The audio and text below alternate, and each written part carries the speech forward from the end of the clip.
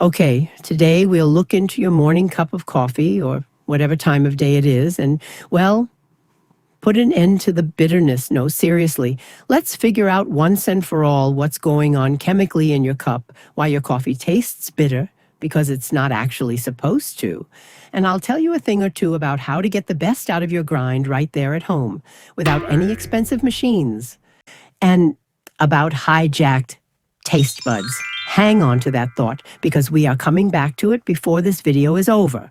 Today we're looking at 3 specific points where your coffee goes wrong, and every one of them comes back to a single process called extraction.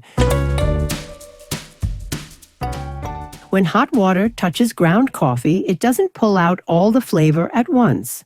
It pulls out different compounds in a specific order based on how easily each one dissolves. The first things to come out are the acids, and these give you the bright, sharp, almost fruity notes at the start of a good cup. Right after that come the sugars, and these give coffee its sweetness and its body, the part that makes a cup feel rounded and rich instead of thin and watery. If you stop the brew somewhere in that window, you get a genuinely balanced cup.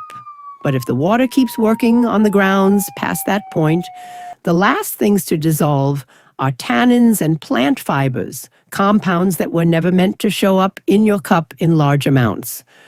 Once those take over, no amount of sugar or cream fixes it because you're not adding sweetness back in. You're just covering up a flavor that already went too far. So the real question is how to control that extraction. And that brings us to the first mistake almost everyone makes without realizing it. Most people buy their coffee already ground in a bag or a plastic tub. It's convenient. But it's also the main reason your coffee tastes flat and stale by the time you actually brew it. People assume coffee goes bad because it simply gets old, but age isn't really the enemy here. Oxygen is. During roasting, coffee beans go through the Maillard reaction, which creates hundreds of complex flavor compounds along with gases that get trapped inside the bean. As long as the bean stays whole, those compounds stay protected, sealed in by the bean's own structure. But the moment you grind it, you massively increase the surface area exposed to air, and oxidation kicks in almost immediately. Pre-ground coffee loses a large share of its flavor compounds within minutes of grinding, not weeks. So if you're buying a bag that was ground at a factory months ago, it doesn't matter how good the original beans were, you're brewing coffee that's already lost most of what made it worth buying in the first place. The fix here is straightforward. Buy whole beans, store them in an airtight container, and grind only what you're about to brew. That brings us to the second mistake, and this one shows up the moment you actually start grinding your own beans at home. Most people use a small, cheap blade grinder, the kind where you press a button and a blade spins around and chops the beans up. Here's the problem. A blade grinder doesn't grind coffee evenly. It just breaks it apart at random. What comes out is a chaotic mix of large chunks, which coffee people call boulders, and fine powder, which they call dust. Go back to the extraction order we just walked through. When hot water hits that mix, the dust extracts almost instantly because the particles are so small, and it pulls out bitter tannins within seconds. At the exact same time, the boulders barely extract at all, mostly releasing sour, acidic compounds. So your final cup ends up bitter and sour at the same time, which is about as unbalanced as coffee can get. This is exactly the kind of thing this channel is built around. I don't hand you a list of recipes to follow blindly. My goal is to teach you the actual nature of the ingredients you're working with and how they behave under heat, so you understand why something works instead of just memorizing steps. Once you understand that, you stop needing a recipe at all, because you can taste what's wrong and know exactly which part of the process to fix. If that's useful to you, consider subscribing, because that's what this channel does with a new ingredient or process every time. To fix both the bitterness and the sourness, your grounds need to be a consistent size, And that means upgrading from a blade grinder to a burr grinder. A burr grinder works more like a pepper mill, crushing beans between two burrs, so nearly every particle comes out close to the same size. When hot water hits an even grind, it extracts the acids, sugars, and oils at roughly the same rate across the board.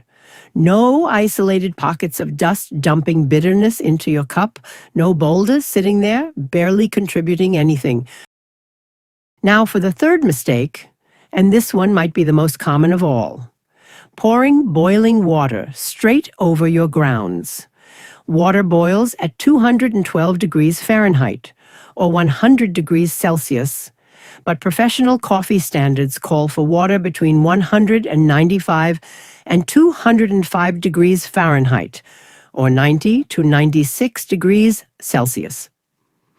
That gap of 10 to 15 degrees matters more than most people expect. Water at a full boil moves through the grounds faster and pulls those bitter compounds out sooner, before the acids and sugars have a real chance to do their job. You're not making stronger coffee by using boiling water, you're just extracting the bitterness faster. The fix is simple. Boil your water as usual, then let it sit for about a minute before you pour. That's usually enough time for it to drop into the right range. If you want more precision than that, a temperature-controlled gooseneck kettle will hold the water exactly where you want it, every time. So that's the 3 real reasons your coffee turns bitter. Pre-ground beans losing their compounds to oxygen before you even brew them, an uneven grind pulling bitterness and sourness out of the same cup at the same time, and water that's too hot, rushing the whole extraction before it has a chance to balance. Fix those 3 things, and bitterness mostly takes care of itself. Now, about those hijacked taste buds I mentioned at the start, here's what that's actually about, and it explains something bigger than just brewing technique. During World War I and World War II, the United States military needed a way to give millions of soldiers coffee that could survive shipping, storage, and months sitting in a tin. The answer was instant coffee, roasted hard, and processed for shelf life instead of flavor. It was harsh, burnt, and bitter, but it kept soldiers awake and warm in terrible conditions. Those soldiers came home by the millions, still drinking coffee that tasted like that simply because it was the coffee they knew. That habit got passed down through families for generations. So, if bitter coffee has always tasted normal to you, or if it did to your parents or grandparents, that's not a flaw in anyone's taste buds. It's a habit built on a 100-year-old supply chain problem, not a personal failing, and definitely not something wrong with the beans you're buying today. I want to say thank you to everyone who's been leaving comments. A lot of you have shared tricks you use in your own kitchens, and I read every single one. If you've got your own coffee habits or a fix you landed on through trial and error, drop it in the comments below. I'd love to read it. Thanks for watching. I'll see you in the next one.